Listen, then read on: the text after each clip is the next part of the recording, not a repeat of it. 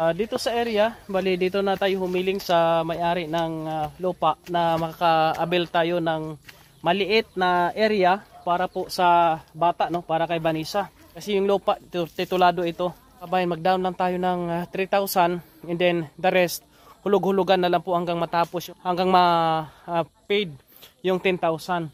Itong area na ito, hinulugan din po ng nanay niya. Ang nanay niya, meron pong partner. Ang iniisip po dito ng may-ari, kung ito yung kukunin at itutuloy yung kulang kasi 8,000 na yung kulang, kung ito yung babayaran, in the future, ito yung mag-ina, baka magkaroon ng hindi magandang usapin o magkaroon ng problema dito, mag-aagawan sila sa lupa. Kaya mas maganda na mayroong sariling area yung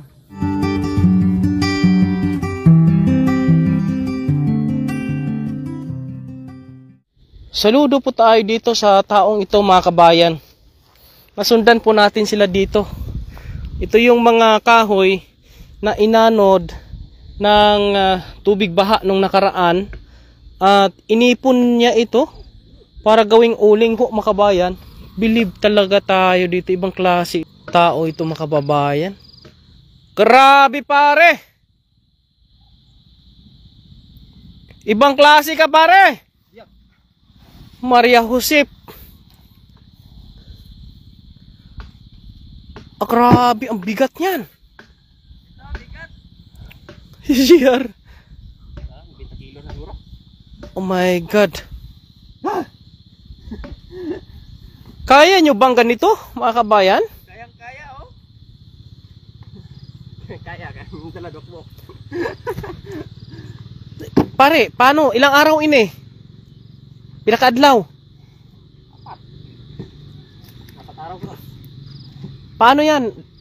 Gagawa na tayo ng bahay ni Vanessa. Paano ba ini? Mahinto itong gawa mo o ano? Hintayin natin ini. Ikaw. Nasa iyo naman.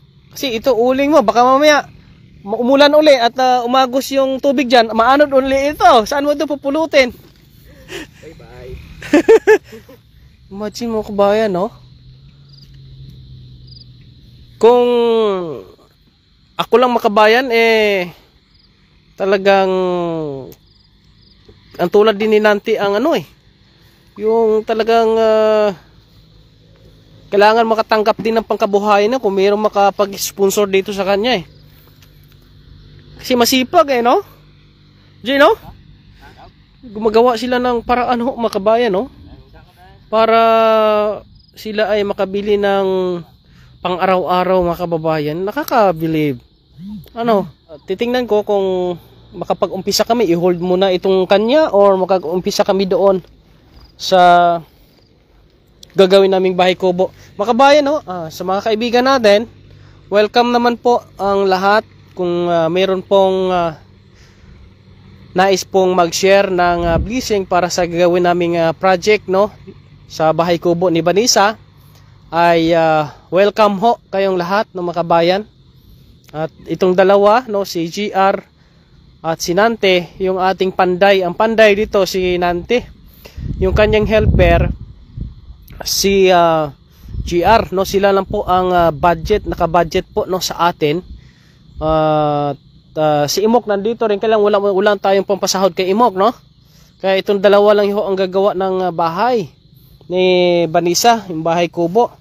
Kaya ngayong hapon ito, pinuntahan natin ito para ho ay makausap natin yung panday at makapunta kami doon sa area ni Vanessa para makapag-sit up na kami kung ano yung pwede namin gawin, anong kailangan namin gawin doon sa pag-umpisa sa bahay kubo ni Vanessa. At ito yung dalawa, nakakabilib naman dahil hindi lang sila basta nakaupo, hindi lang sila basta nakatunganga, kundi gumagawa sila ng paraan kung paano po sila makapaghanap ng kanilang pagkain. Ito ay pag mabinta nila ito ay pambili ito ng pagkain, mga kabayan, no? Itong dapat tularan. Pinakita natin ito para ho ay gawin niyo silang inspirasyon, mga kabayan, no? Mahirap ang buhay, pero gumagawa ng paraan itong tulad po nila para ay makahanap ng pang-araw-araw mga kabayan, no? Imagine mo yan kung gaano kabigat iyan.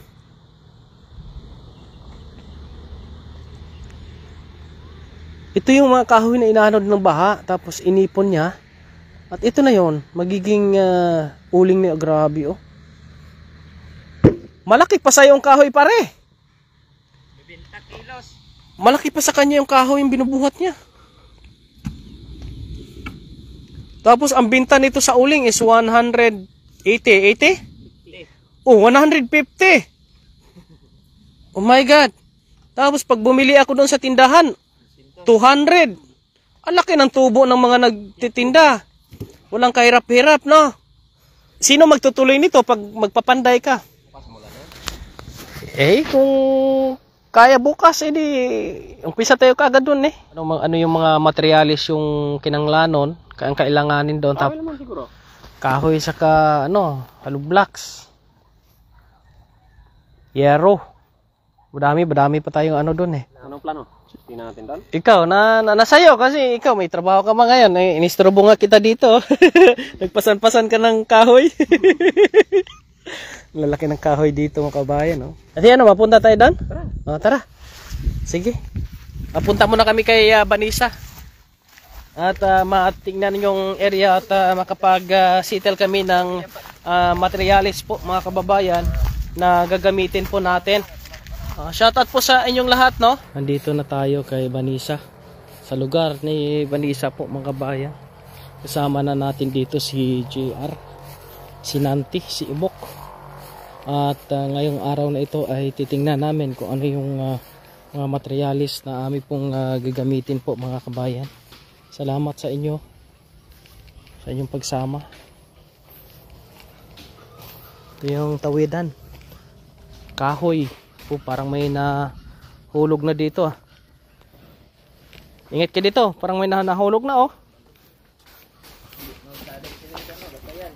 Si Imok, baka mahulog si Imok.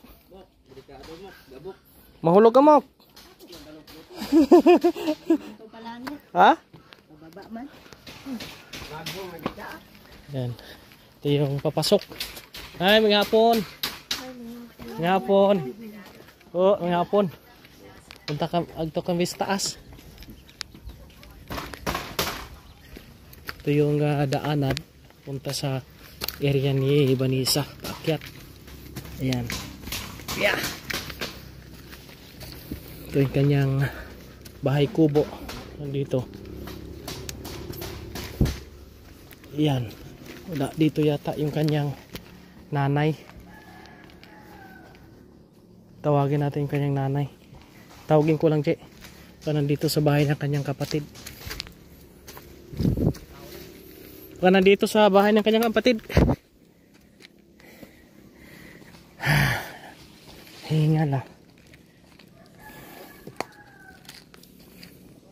Kasi yung kanyang nanay dito nakatira sa bahay ng kanyang kapatid na iniwan din po ng asawa.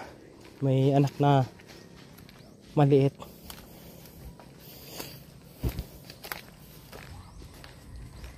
Nanay Grace! Nay! Nay! Nay Grace!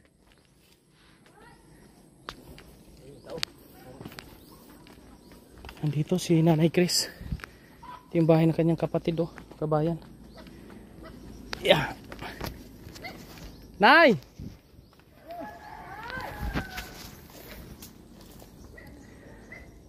May hapon! Ari ko de!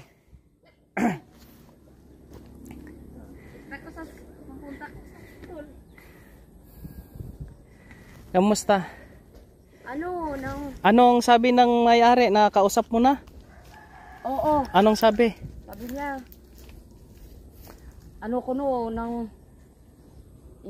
kung maimpasan ko ang tukuran ni Vanessa, dito na lang ipatayo kay Kausapin ka muna natin. I-sure muna natin siya. Baka naman pagka natayo na magkaroon na ng problema. Eh, ang budget kasi para lang sa bahay kubo. Kung may kahoy lang, pero ang munog sinso ang ng ano na Maglalagari. silang pag ano nila sininso, pag sinso nila, mag-isip sila ng binulpit. Oh, ganun talaga 'yon. Babayaran mo yung senso. Ay, yung kahoy pa, bilhin mo pa 'yan. Ang ating iklaro ngayon yung patindugan ng balay. Kung sure ba 'yan kasi budlay mahirap, no? Kasi pagka umpisa na kami diyan tapos magkaroon pa ng Alas 4. problema. Alas 3, alas 4. Umuwi na dito si Maymay. Maganda makausap talaga natin. May area ka naman dyan na ginahulugan, di ba? Oo. Diyan na lang patayo yung bahay ni Vanessa. Hindi naman to ninyo hindi naman to niya mabayaran kasi wala man ng kontrabaho. Hindi, hulug-hulugan lang ang yung naumpisahan mo ng hulug-hulugan na lang yung kulang. Amo lang, hulug-hulugan. Nahulugan ng katungan na. Siya pag may pira sa. Ay, nahulugan na pala, edi. Hulugan akong down, ako naman gitagagpan, bali 8,000 na lang. Ay, kamay na lang, 8,000 na lang. Na mo na tagi hulugan ng nagdugubaan. Yung nasira ang bahay. Di ko na mo balay amo na lang nay patinugan na. Ay, yung kulang. Hulug-hulugan na lang, no? Yan po mga kabayan, no? Ito na po yung napag-usapan at naayos na namin yung ating update dito. Dito sa area, bali dito na tayo humiling sa may-ari ng lupa na makaka-avail tayo ng maliit na area para po sa bata, no? Para kay Vanessa. And then ito, yung kukunin natin dito is para lang kay Vanessa, no? Yung 8x6 lang. Ngayon, ang binta po sa may-ari kasi yung lupa titulado ito 10,000 ho, makabayan. Mag-down lang tayo ng 3,000 and then the rest hulug-hulugan na lang po hanggang matapos hanggang paid yung 10,000. Ito kasi yung area yung kabayan. Itong area na ito hinulugan din po ng nanay niya. Ang nanay niya meron pong partner. Ang iniisip po dito ng may-ari, kung ito yung kukunin at itutuloy yung kulang kasi 8,000 na yung kulang, kung ito yung babayaran in the future, ito din yung mag-ina, baka magkaroon ng hindi magandang usapin o magkaroon ng problema dito, mag-aagawan sila sa lupa. Kaya mas maganda na mayroong sariling area yung si Vanessa o makabayan para yung sarili niya, siya lang nandyan, wala siyang kaagaw, wala mang iniwasan kasi ng may-ari na magkaroon ng yung magbabatuhan ng mga ito, may natulong ko dito, may tulong ko, alis ka dyan, ganun ba? Yung iniwasan ng may-ari. Kaya mas pinili natin na kuhaan na lang si Vanessa ng sariling lupa po mga kabayan. Ayan, dito sa area. Ito yung bahay kubo, no, na ginawa ni Vanessa. Saan banda yung diyan sa area na yan. Ano yan? Hindi na diyan. Patag yan, patag? Okay. Yung kawayan kanino ito eh? Pwede maputol, baka magalit yung may-ari pala diyan. Hindi naman maputol yan, dito naman yan sa gilid. Oh. Hindi kaya yan tulad niyan Ay, hindi naman yan, okay naman yan, mawana. Linisan lang yan dyan, na siya. Ito yung area. Titingnan ko po muna mga kabayan kung okay po dito, no. Po ang kabayan, no. Medyo mahirapan kami dito magpasok-pasok na materyales, malayo. Ang light materials na lang talaga yung ating gagawin dito. Kahoy, tapos may silong, tapos kudala namin makabayan, okay na po yan. At pipili kami dito ng niyog para niyog, itong mga niyog na ito is matatanda na, talagang matitibay na ito, kaya niyog ang aming gamitin po mga kabayan, no. Mga kabayan, no. At na-settle na namin at bukas mag-start na kami, bumili na kami ng niyog at yung niyog naman is matanda na, kaya matibay yun. At ito simple lang gagawin namin dito mga kabayan, no, para mabilisan. Importante, mayroong sariling lote yung bata. Mayroong sang sariling bahay yung makabayan. Yung pinaka-importante. Maraming salamat sa inyong lahat.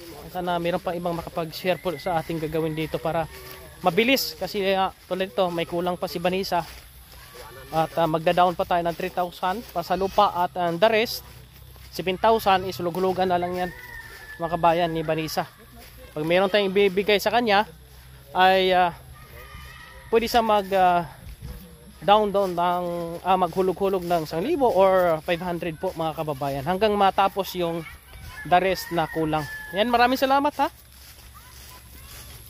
Ang tagal naming hinilot ito, no, mga kabayan. Bukas mag-start na po kami. Maraming salamat and God bless.